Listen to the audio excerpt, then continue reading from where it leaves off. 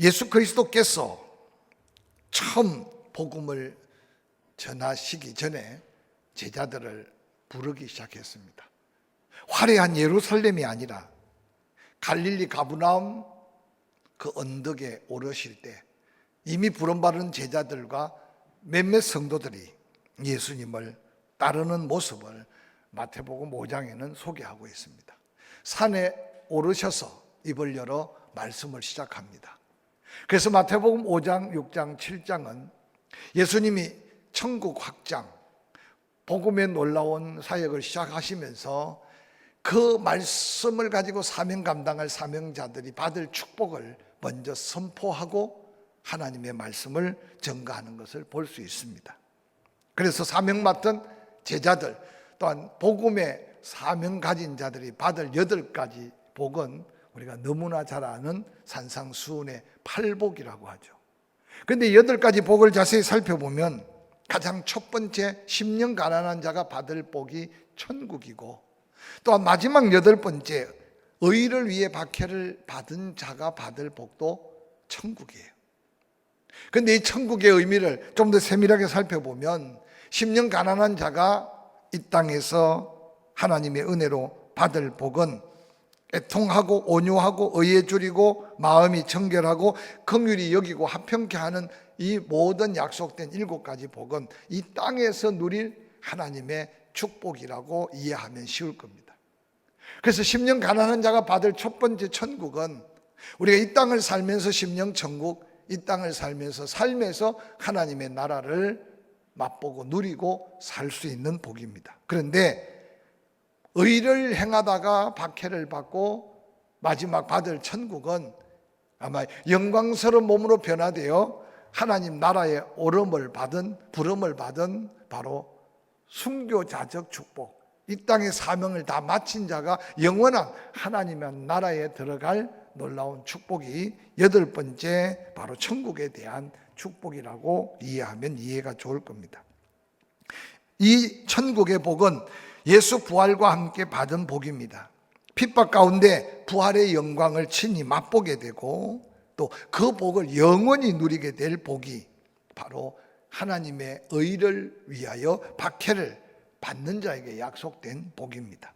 그러므로 이 복은 믿음의 승리자에게 씌워지는 영광의 면류관과 같은 복이고 하나님께 받을 최고의 복이라는 사실을 한번 기억하면 좋을 겁니다. 사도 바울은 디모데후서에 내가 선한 싸움을 다 싸우고 달려갈 길을 다 마치고 믿음을 지킨 후에 내가 받을 면류관을 바라보면서 바로 순교자적 삶을 살았던 믿음의 사명자가 받을 그 약속의 복을 소개하고 있습니다. 아마 사도 바울이 하늘나라에서 예수 그리스도께서 지금 바울을 위해 준비하고 들고 있는 영광의 면류관과 같은 복이 바로 하나님의 나라 의를 위하여 박해를 받은 자에게 주어지는 천국의 놀라운 축복이 아닐 수 없습니다. 특별히 흥미로운 발견은 산상수훈의 8가지 복을 예수 그리스도의 삶에서 한번 찾아볼 수 있습니다. 함께 은혜가 됩니다. 특별히 예수님은 마음이 가난하게 오셔서 자기를 낮추시되 말구유 가장 낮은 곳에서 탄생하신 예수 그리스도의 나심, 오심을 한번 기억하면서 우리가 10년 가난한 상태, 낮아짐과 겸손함의 흔적이 어딜까지인가 생각해 볼 수 있습니다. 뿐만 아니라 예수님은 때때로 애통해 하셨습니다. 잃어버린 나라, 잃어버린 민족, 잃어버린 영혼. 특별히 여인들이 마지막 예수 가는 길을 슬피 울 때 나를 위해 울지 말고 너와 내 자손을 위해서 울으라. 그러면서 예수님은 예루살렘을 바라보면서 눈물 지으셨던 예수님의 모습들을 발견하게 됩니다. 우리 보고 무조건 애통해 하는 자 복이 있다, 위로를 받을 것이라고 말한 게 아니라 우리 주님이 친히 그런 애통한 삶을 사셨습니다. 뿐만 아니라 예수님은 온유한 모습으로 때로 참아주셨고 때로 기다려주셨고 때로 상한 마음을 위로해 주시는 온유한 예수님의 모습을 기억할 수 있을 겁니다. 뿐만 아니라 하나님의 의를 이루기 위해 우리의 죗값을 대신 제물로 내어 놓으시며 자기 목숨으로 우리의 의를 이루신 바로 예수 그리스도께서 의를 위해 사셨던 모습을 우리는 삶을 통해 바라볼 수 있습니다. 예수님은 긍휼한 마음으로 가난하고 병들고 불쌍한 사람들에게 놀라운 치유와 회복과 또한 은혜를 덧입혀 주십니다. 마음이 청결하심으로 내 마음, 예수의 마음, 그래서 우리 모두에게 예수 그리스도의 마음을 본받아 가야 할 거룩한 모델이 되셨습니다. 특별히 화평케 하기 위해 친히 십자가를 지시고 하나님과 원수된 우리를 화목케 하시면서 우리에게 화목케 하는 직책을 더해 주셨던 예수 그리스도의 삶의 흔적들을 우리는 기억하게 될 것입니다. 뿐만 아니라 예수님은 오직 의를 위하여 엄청난 박해와 고난을 당하시면서 십자가를 지셨습니다. 그러면서 예수님은 말씀합니다. 나를 따라오려거든 자기를 부인하고 자기 십자가를 져야 된다. 바로 사명자가 가는 마지막 길은 그 십자가의 순교자적 삶을 살아서 마지막 8가지 복, 의를 위해 박해를 받은 자 복이 있다. 온전한 천국의 소유자가 될 것이다. 이 놀라운 약속이 있는 축복을 믿고 구원받아 사명이 있는 하나님의 사람들에게 준 거룩한 마지막 사명으로 여겨 그 삶을 영광스럽게 약속한 복을 누려가는 저와 여러분이 될 수 있기를 주의 이름으로 간절히 축원합니다. 때때로 우리는 힘들면 다 박해, 어려우면 다 십자가, 눈물 나고 괴로우면 다 영광이 따를 고난으로 오해하기 쉬운데 오늘 먼저 우리가 세상적 고난과 의를 위한 박해를 구별할 수 있는 지혜가 필요합니다.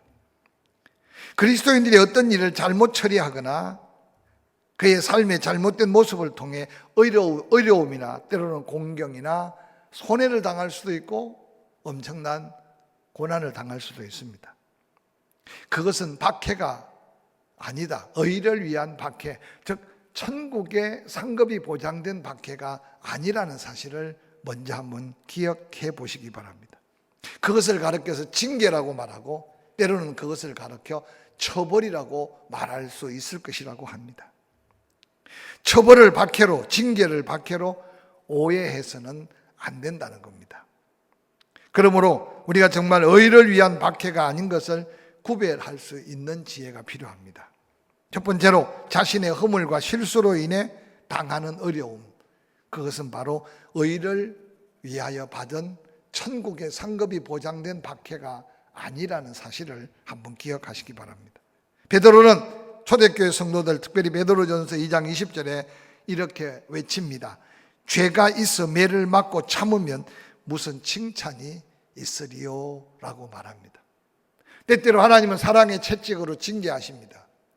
왜냐하면 우리를 보혈로 구원하셨고 하나님의 사명이 있는 일꾼으로 세우셔서 하나님의 뜻을 우리에게 맡겨주셨기 때문에. 그런데 요나처럼 니느웨로 가야 할 자리를 박차고 하나님께 등을 돌려 다시스로 갈 때 풍랑을 그 배에 대적하게 만드신 하나님은 의를 위한 박해가 아니라 처벌적, 징계적 채찍이라는 사실을 우리는 기억하게 될 것입니다. 학생이 교회 나와서 열심히 예배 드린 것이 핑계가 되어서 공부 안 해가지고 성적이 떨어져서 부모에게 꾸지람을 받는다. 혹이라도 의를 위한 박해로 생각하면 안 될 수 있습니다. 우리 직장에서도 마찬가지, 삶에 수없이 우리가 당하는 크고 작은 고난 속의 고난의 가치를 다시 한번 재평가하고 그게 정말 의를 위한 상급이 있는 박해인지 아니면 내 실수로 손가락질, 조롱, 핍박을 받는 것인지를 구별하는 지혜가 필요합니다.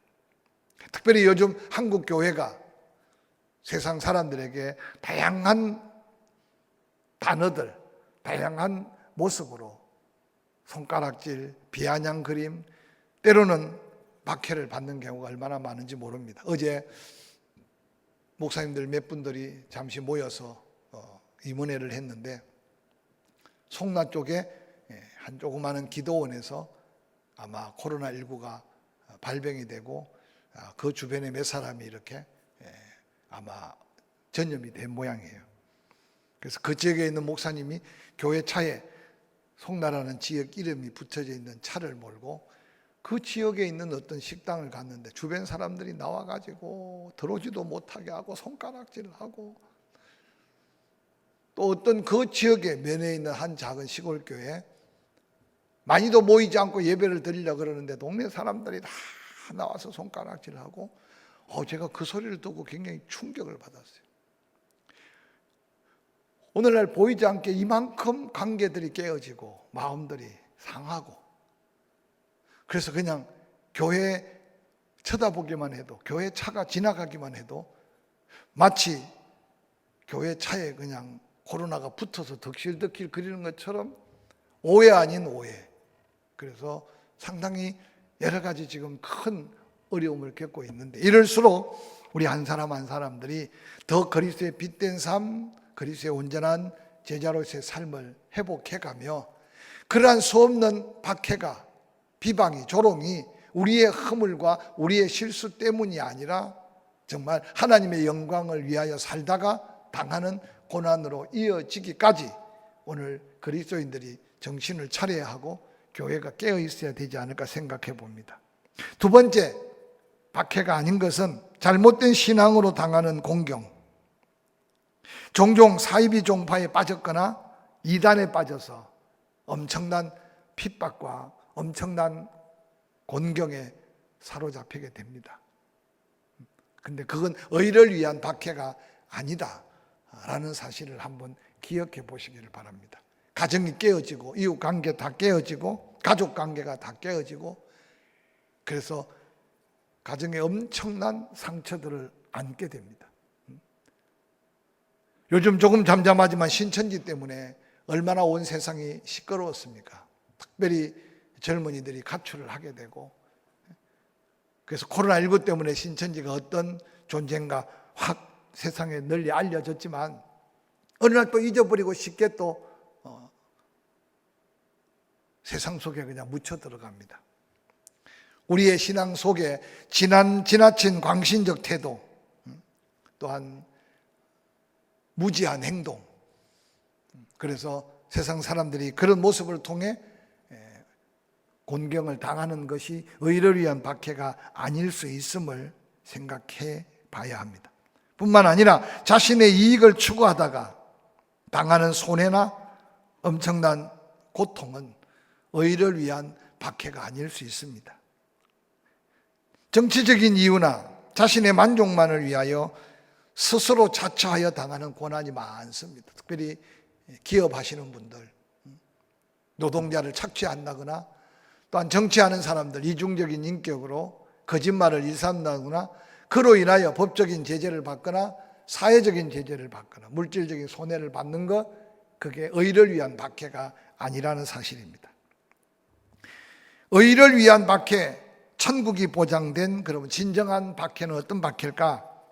성경의 의를 위해 받는 박해, 그것은 바로 한마디로 예수 그리스도 때문에, 예수 그리스도를 위하여 예수 그리스도를 전하다가 당하는 박해가 바로 의를 위하여 천국이 보장되어 있는 박해입니다.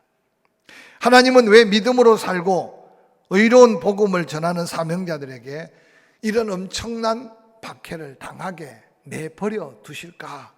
그렇게 질문할 수 있을 겁니다. 근데 때때로 하나님께서는 바로 의를 위해 박해를 감당할 만한 믿음의 사람들에게 하나님의 더한 목적을 가지고 그 박해 가운데 믿음을 지키게 하고, 또한 그 믿음이 모든 사람을 감동하거나 모든 사람에게 하나님의 영광을 드러낼 수 있는 믿음의 단계로 세워 가시는 하나님을 기억하시기를 바랍니다. 제가 목회 초기 때 한참 기독교 영화가 막 나왔을 때 우리 선교 단체에서 이렇게 영사기를 가지고 시골 교회들을 다니면서 영화를 보여줬어요. 요즘은 영화가 너무 흔하지만 그때는 참 시골에서 영화 보기가 어려운데, 그래서 주기철 목사님이 신사 참배를 반대하다가 순교당하는 저 높은 곳을 향하여 라는 영화였어요. 다 알고 있는 역사적인 이야기인데도 그 영화를 보면서 다른 성도들도 다 울었지만 제가 얼마나 울었는지 몰라요. 마지막 그 엄청난 판자 위에다가 쇠못을 박아놓고 그러고는 성도들이 만류하는데 그 쇠못 널판지 옆으로는 성도들이 절비하게 쭉 서 있는데 그 쇠못 위로 한 걸음 한 걸음 걸으면서 찬송을 저 높은 곳을 향하여. 저도 가끔 장례식 때 이 찬송을 부르는데 내 주여 내 발 붙어사, 내 주여 내 발 붙어사.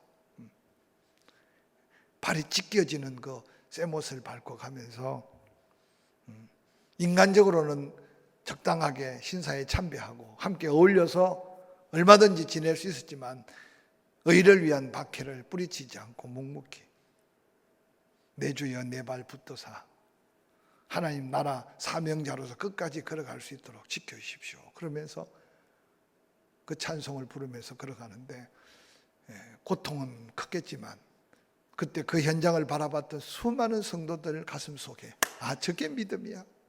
저게 믿음이야.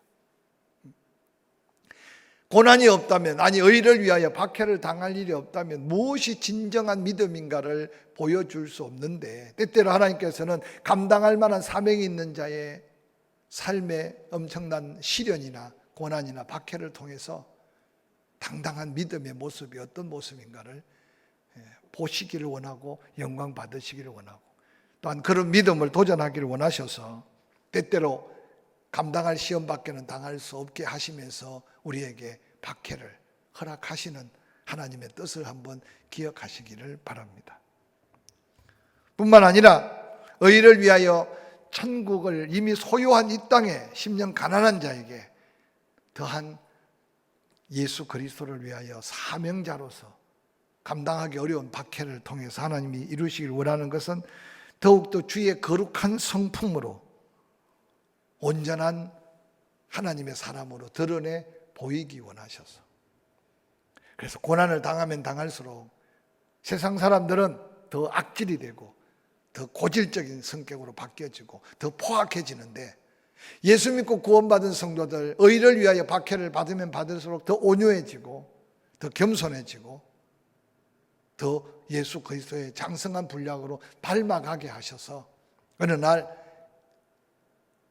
너의 그 착한 행실을 보고 세상 많은 사람들이 하나님께 영광을 돌리기 원하는 하나님의 놀라운 뜻을 바로 그 의를 위해 당하는 박해를 통해 하나님의 영광을 받으시고 드러내시기를 원하는 삶인 것을 기억하시기를 주의 이름으로 간절히 축원합니다. 특별히 복음을 전하는 사명자들, 선교사로 나가거나 목회 현장에 있어야 될 사람들, 남다른 고난의 길을 가고 남다른 의를 위한 핍박이나 박해를 받게 됩니다. 근데 세월이 지나고 난 다음 돌아보면 다 이기고 이길 뿐만 아니라 그 고비고비 속에 모난 것들이 다 깎아져서 그리스도의 성품으로 온전하게 아름답게 단장하시는 하나님의 손길을 경험하게 됩니다. 뿐만 아니라 믿음으로 살려고 몸부림치는 사명자에게 왜 박해를 허용하실까? 사도 바울은 그리스도의 남은 고난이 있다고 믿었습니다. 그 고난 후에 영광도 바라봤지만 예수 그리스도께서 나를 위해 십자가를 지셨지만 내가 예수 그리스도를 위하여 지어야 될 십자가가 있다. 그래서 그 십자가를 지는 것이 영광으로 생각하고 당당하게. 서문학교회를 섬겼던 폴리캅 목사님, 어느 날 핍박이 극에 달았을 때 체포당하고 화형장으로 끌려가 이제 마지막 불만 던지면 하형으로 끝날 인생입니다. 많은 성도들이 울며 불며 존경하는 폴리캅 목사님 곁에서 바라보고 있습니다. 마지막 처형하려고 하는 처형관이 묻습니다. 지금이라도 당신 전했던 믿는 예수를 저주하고 내려오면 살려주겠다. 그때 폴리캅 목사님이 외쳤던 그 말은 지금도 서머나 기념교회 가보면 천정에 쫙 폴리칸 목사님이 체포당하고 그리고 화형장에 묶여있고 마지막 화형당하는 그 순교의 모습을 그림으로 쫙 그려놨어요. 그 서머나 기념교회에 가서 그냥 그 그림만 봐도 그 폴리칸 목사님의 그 위대한 믿음을 한눈에 바라볼 수 있어요. 내 나이 86년 동안 한 번도 내가 예수 그리스도의 이름을 부를 때 모른다고 거절하거나 부인하지 않았던 나의 주님이시고 나의 하나님이신데, 내가 이제 살면 얼마나 육신적으로 살겠다고 지난 86년 나에게 은혜 베푸신 그분을 모른다고 하겠소. 당당하게 죽음 앞에 믿음을 고백하고 그러고는 하나님께 영광을 돌리면서 화형을 당했습니다. 그분이 아마 구차하게 살아서 남은 생에 하나님의 영광을 위해 살 수 있는 일이 무엇인지 모르겠지만, 그보다 마지막 그 죽음의 순간에 외쳤던 외침은 수없는 세월이 지나면서 수많은 사람들에게 예수 그리스도의 믿음의 능력, 부활의 날 놀라운 믿음의 소망을 남겨주셨어요. 조국 대한민국에도 위대한 순교자들이 많지 않았습니까? 그분들이 남긴 믿음의 유산이 오늘 한국 교회를 세웠다고 해도 지나치지 않을 겁니다. 그런데 우리의 가슴 속에 의를 위하여 박해를 받아가지고 그 영광을 드러낼 삶의 믿음의 고백이 없는 이 시대를 살고 있지 않는가 한번 생각해 보시기 바랍니다. 지나온 삶을 돌아보면서 내가 예수 그리스도 때문에 혹이라도 구차하게 밥을 굶어 봤는지, 내가 예수 그리스도 때문에 손가락질 받으면서 묵묵히 삼키고 이겨봤는지, 내가 예수 그리스도 때문에 물질적인 손해를 본 기억이 있는지, 많은 사람 앞에 멸시와 조롱을 당해봤는지. 근데 오늘 우리는 너무 사명이 있는 자로서 영광이 보장된 박해와 그림은 혹이라도 오늘 예수 이름으로 먹고 살고 예수 이름을 파는, 아니 예수 이름 때문에 가까스로 우리의 삶을 살아가는 우리의 모습이면 아니 되겠다 생각하면서 오늘 믿음의 선조들이 예수 그리스도의 남은 십자가, 남은 고난을 내 몸에 채워가는 것이 영광이었다고 고백하는 그 믿음으로 다시 한번 삶을 돌아볼 수 있기를 주의 이름으로 간절히 축원합니다. 그럼 이제 우리들도 이 복을 받기 위해서 어떻게 살아야 할까요?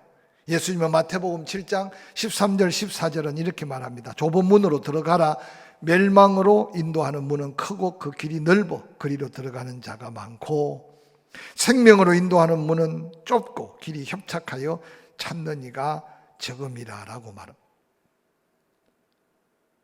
좁은 문, 좁은 길로 가라고 하시는 예수님의 그 말씀, 우리가 걸어가야 될 좁은 문은 어떤 문이고 좁은 길은 어떤 길일까요? 아니 세상 사람들이 가는 넓은 문, 넓은 길은 찾는 사람도 많고 편안하게 갈 수 있는 길인데 그 길 끝은 멸망이고, 사명자가 걸어가야 할 의를 위해 박해를 두려워하지 않고 하나님의 영광을 바라보며 나아가는 자는 좁은 문, 좁은 길, 찾는 자도 적고 길도 협착하고, 때로는 우리의 삶에 넉넉함이 보장되어 있지 않고 화려함이 보장되어 있지 않더라도 정말 사명자로서 묵묵히 갈 수 있는 그 길을 놓치지 않기를 주의 이름으로 간절히 축원합니다. 뿐만 아니라 우리가 이 사명자로 이 복을 받기 위해서 예수 그리스도의 제자의 삶을 잊어서는 안 됩니다. 그리스도 때문에 고난을 두려워하지 말고 남은 고난을 채워가는 사도 바울의 십자가 지는 그 걸음이 뭔지. 종종 자식이 속을 썩이면 십자가, 갑자기 몸이 병들면 십자가, 우리는 너무 십자가를 아무 데나 갖다 붙입니다. 그런데 고난이 무조건 십자가가 아니라 예수 그리스도의 영광을 위해 내가 당하는 고난, 그 십자가가 진정한 십자가인데, 예수의 제자는 바로 예수 그리스도가 지신 십자가, 그래서 그 십자가를 졌던 사람은 먹어도 하나님의 영광, 마셔도 하나님의 영광, 살아도 주를 위하여, 죽어도 주를 위하여. 그렇게 살 수 없는 세상 속에 사는 우리가 가끔은 이 단어라도 좀 되새겨가면서 하나님 앞에 우리의 믿음의 자리를 찾아야 하지 않겠습니까? 뿐만 아니라 이 복을 누려가며 살 사명자의 걸음은 고난까지도 즐거움으로 누리며 살았던 우리의 앞선 의를 위해 박해를 받아 천국을 누린 선조들을 다시 한번 기억하며 그 길이 바로 순교자의 길이고 그 길이 바로 영광의 길이라는 사실을 한 번 더 기억하면서 조금 더 담대하게 고난 두려워하지 않고 환난을 무서워하지 않고 내게 지어진 그 십자가 기쁨으로 당당히 지고 나아가면서 이 땅에 이미 누리는 천국뿐만 아니라 하나님 부르시면 갈 수 있는 그 천국의 확신 가운데 이 험한 세상을 승리자로 살아갈 수 있기를 주의 이름으로 간절히 축원합니다.